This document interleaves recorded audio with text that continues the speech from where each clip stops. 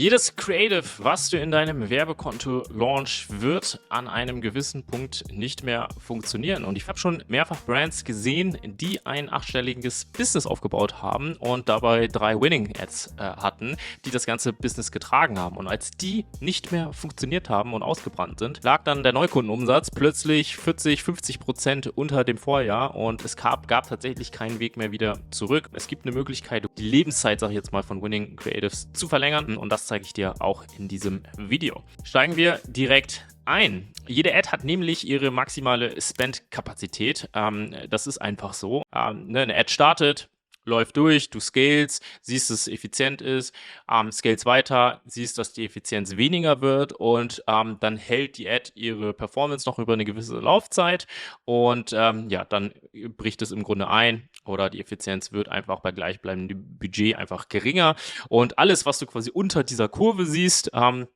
ist die maximale Spend-Kapazität, die einfach eine Werbeanzeige oder ein Creative aushält. Worauf du aber Einfluss hast, ist die Form dieser Kurve. Das heißt, du kannst eine Ad kurzfristig hart irgendwie ausquetschen und dann stirbt sie aber 6 Wochen später direkt. Oder du lässt sie halt mit moderatem Spend weiterlaufen und kannst so eine Anzeige auch über Wochen und Monate vielleicht länger halten.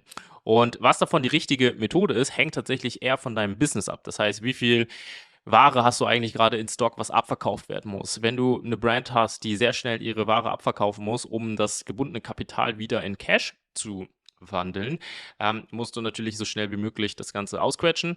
Wenn du aber kein Problem mit Cashflow hast, dann kannst du es auch entsprechend auch länger laufen lassen die Ad dementsprechend viel solider langfristig laufen lassen. Und gerade im E-Commerce ist diese Frage sehr, sehr relevant, weil willst du ein schnelles Peak oder willst du ein relativ stabiles Business langsam über die Zeit konstant aufbauen? Und je nach Branche und deiner persönlichen Strategie ist es wichtig, auch das in der Werbeanzeigenausspielung zu verstehen und zu nutzen. Jetzt kommen wir einfach zu dem wichtigen Punkt, dass du deine Winning Ads auf verschiedene Creatives immer aufteilen solltest oder du solltest zumindest versuchen, den Spend gleichmäßig zu verteilen. Das heißt, nicht eine Werbeanzeige sollte das Maximale an Werbebudget bekommen und hochskalieren, sondern du solltest konstant neue Winner finden, am besten diese Winner auf mit verschiedenen ähnlich großen Budgets verteilen und dass nicht eine Ad all den Spend abbekommt und die anderen so gut wie gar nichts, weil dann baust du langfristig auch auf Meta ein viel, viel besseres Business auf und was viel nachhaltiger ist, als irgendwie eine Ad quasi sehr, sehr stark zu skalieren. Das sind häufig die Fälle, die dann bei so größeren Brands auch manchmal auftreten, wo du dann quasi hochfährst und merkst dann im nächsten Jahr funktioniert die App, die letztes Jahr gut funktioniert hat, plötzlich gar nicht mehr und du hast keinen Winner, der irgendwie den Spend trägt und dann gerätst du in Panik, du hast sehr viel Ware auf Lager, mit dem du gerechnet hast, du hast das Jahr vielleicht auch ganz anders geplant und kommst dann dadurch entsprechend in Schwierigkeiten und du merkst jetzt schon, wie stark eigentlich das Marketing Hand in Hand mit der Warenbeschaffung, der generellen Strategie ist und deinem Stock eigentlich ist, weshalb eine Ads-Agentur am Ende des Tages viel tiefer greifen muss und eine viel bessere Steuerung braucht, als nur, hey, fahr bitte die Ads weiter hoch. So, und warum brennen eigentlich Ads aus? Das heißt, es gibt 2 Möglichkeiten. Einerseits, das hatten wir gerade schon kurz angerissen, du hast ja eine maximale Spend-Kapazität pro Ad einfach und wenn sie dann das Ende dieser Kapazität erreicht hat, dann brennen sie halt einfach aus. Dann gibt es noch einen weiteren Grund, wenn deine Creatives alle viel zu ähnlich zueinander sind, dann gruppiert Meta diese Creatives auch zu einer Gruppe und du erreichst dann schlussendlich nicht mehr neue Zielgruppen und dann brennt sie zusätzlich aus. Ne? Und du erkennst bei einem Creative, was ausgebrannt ist, nicht nur an der sinkenden Performance, aber auch an der Frequenz, dass sie ausbrennt. Das heißt, wenn du bei einer Cold-Traffic-Kampagne eine Frequenz von über 2 hast, dann wirst du auf jeden Fall ein Diversitätsproblem haben, dass du nicht genug unterschiedliche Creatives hast. Also beobachte immer die Frequenz sehr genau und arbeite auf der Basis an deinen Creatives. Dazu gibt es übrigens eine ganz interessante Studie, die Meta selber tatsächlich mal rausgebracht hat, genau zu diesem Thema.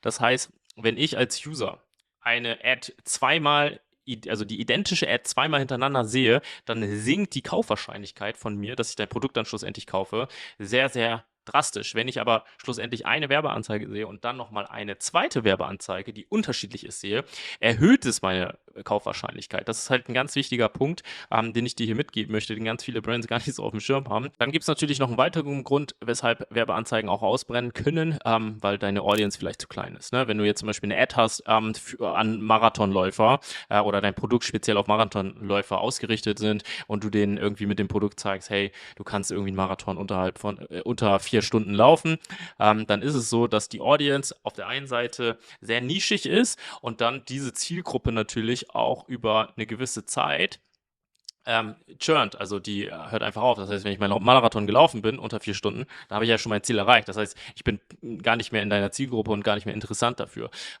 Und das ist halt auch quasi ein Grund, weshalb es schwierig ist, wenn deine Zielgruppe super, super nischig ist. Das ist halt wieder wichtig, dass es nur ein Engel bei dir ist und nicht dein gesamtes Business nur auf diese kleine Nische sozusagen ausgelegt ist. Wie du das natürlich frühzeitig erkennst, wenn du die Frequenz auf Tagesbasis beobachtest oder auf Monatsbasis und du merkst, okay, von Monat zu Monat steigt die Frequenz auf deiner Kult-Zielgruppe, dann ist es für dich ein wichtiges Zeichen, zu neue Creatives einfach zu bauen und vor allem mehr Diversität in die Creatives wieder mit reinzubringen.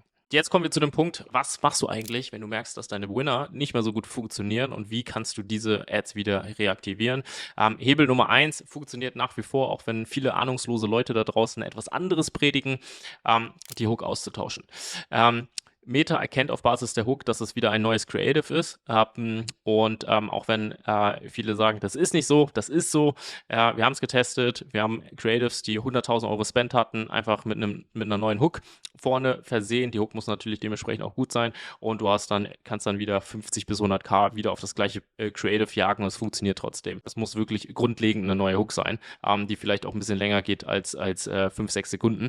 Und dann quasi kannst du wieder in den gleichen Body-Part entsprechend mit reinleiten. Das funktioniert sehr, sehr gut. Du siehst auch dann, dass die Reichweiten wieder höher werden und dass du wirklich auf dem fast gleichen Creative wieder mehr Spend einfach drauf bekommst. Hebel Nummer 2 sind Formatrotationen. Das heißt, wenn du ein starkes Video hast, dass du das als Static Ad schaltest, dass du vielleicht einfach nochmal einen anderen Creator benutzt, das Ganze auf einer neuen Produktvariation testet oder auf einem neuen Offer.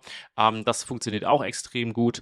Und Hebel Nummer 3 ist, dass du tatsächlich dass die Post-IDs in einer Scaling-Kampagne überträgst oder in eine Cost-Cap-Kampagne und dann kriegst du quasi mit der gleichen Ad, nur in einer neuen Kampagne, mit einer neuen Einstellung, zum Beispiel Cost Cap, kriegst du nochmal so 10-20% mehr Budget auf diese Ad, die auch entsprechend dann profitabel weiterlaufen. Was nicht funktioniert, ist irgendwie die Ad einfach ständig zu duplizieren. Das ist so ein bisschen Media Buying aus 2017, 18.